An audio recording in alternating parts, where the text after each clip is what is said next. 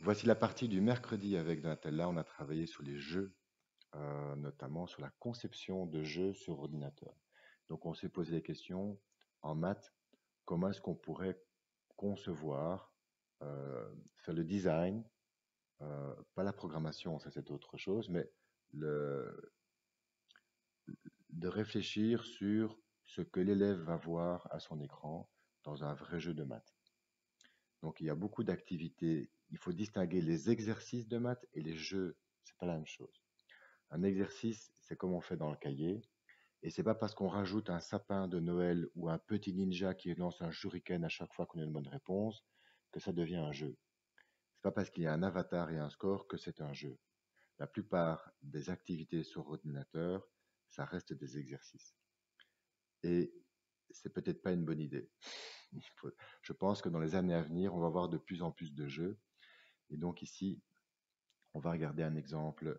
On va essayer de faire court. Euh, Ici, on parle du repérage sur une droite. Et donc, c'est un jeu multijoueur où il y a trois droites. Il y a un paquet de nombres à l'écran qu'on voit ici. Et il y a par exemple 2, 3, 4 joueurs qui essayent très vite de prendre un nombre et de vite le remettre à la bonne graduation sur la bonne droite. Si je prends 9, ben, il va peut-être aller nulle part parce qu'il n'y a pas de place pour lui ici. Ah, si, peut-être ici.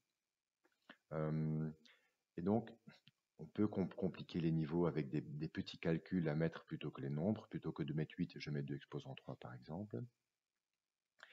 Et puis, on peut se demander en quoi c'est un jeu. Ben, le fait qu'il y ait une compétition entre les élèves ou une coopération contre la montre, et qu'on peut prendre le nombre à un autre élève, voilà.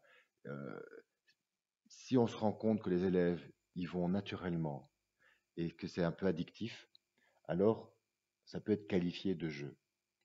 C'est pas un exercice déguisé. Et donc, c'est ce qu'on a essayé de se poser comme question par rapport à cet exercice-là. Il faut aussi des niveaux. Ici, on peut commencer au niveau 7 ans, 8 ans. Si c'est très simple, hein, si c'est 1, 2, 3, 5, il manque le 4, c'est vraiment très simple. Mais on peut évoluer jusqu'aux vecteurs ici, qui sont plutôt des niveaux 16 ans, 17 ans. Et donc, en passant certainement par le plan cartésien, où on va placer des points avec des couples de nombres, plutôt que des simples nombres. Et puis, on peut se dire qu'en mettant 2 points, on fait de l'addition vectorielle, par exemple. Euh, alors, on avait voilà, différentes idées. Par exemple, toutes les 10 secondes, une des trois droites change de graduation. Ça oblige l'élève à se refaire un repère dans la tête.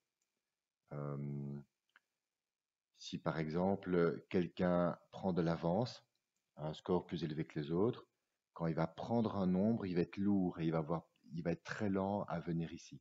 Donc on va pénaliser l'élève qui a de l'avance pour que les autres aient l'espoir de le rattraper. C'est aussi un élément de jeu, c'est que si celui qui est en train de perdre n'a aucune chance de gagner, il va arrêter de jouer.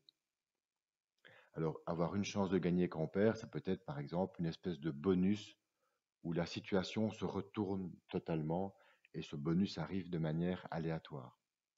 Ou ici, je pénalise le joueur qui a de l'avance, par exemple. Qu'est-ce qu'on avait ici? Oui, c'est ça. Ça, on avait donné.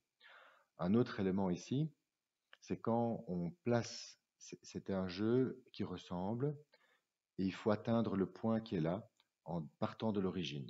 Et donc, on va placer, il y a toujours 3, 4, 5 vecteurs disponibles, hein. Si par exemple, j'en prends un 1,2 et que je mets là, il y a une flèche qui va se construire et un autre vecteur va prendre la place de celui que j'ai mis ici. Donc, il y aura toujours 3, 4, 5 nombres disponibles ici. Et puis, je mets un suivant et donc, je vais me rapprocher du point et on va calculer la distance euh, entre le point et là où j'en suis dans ma somme de vecteurs. Et donc, au plus je me rapproche, à chaque coup où je me rapproche beaucoup, je reçois beaucoup de points. Parce que quand je mets le vecteur suivant ici, on se rend compte qu'il y a une distance de, j'avais dit quoi? un demi-mètre.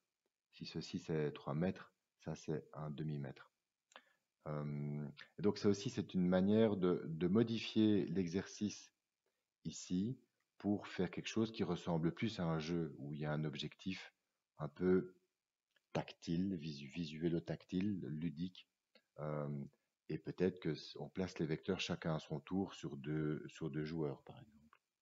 Donc voilà, on a analysé beaucoup de jeux. On a analysé des jeux d'équations, des jeux de nombres premiers, je pense, de simplification de fractions, beaucoup de choses comme ça.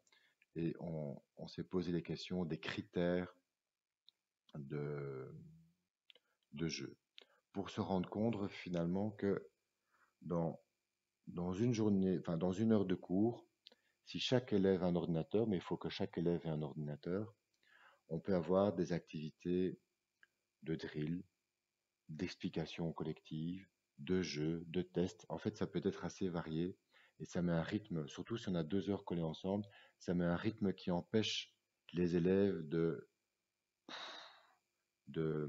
se fatiguer.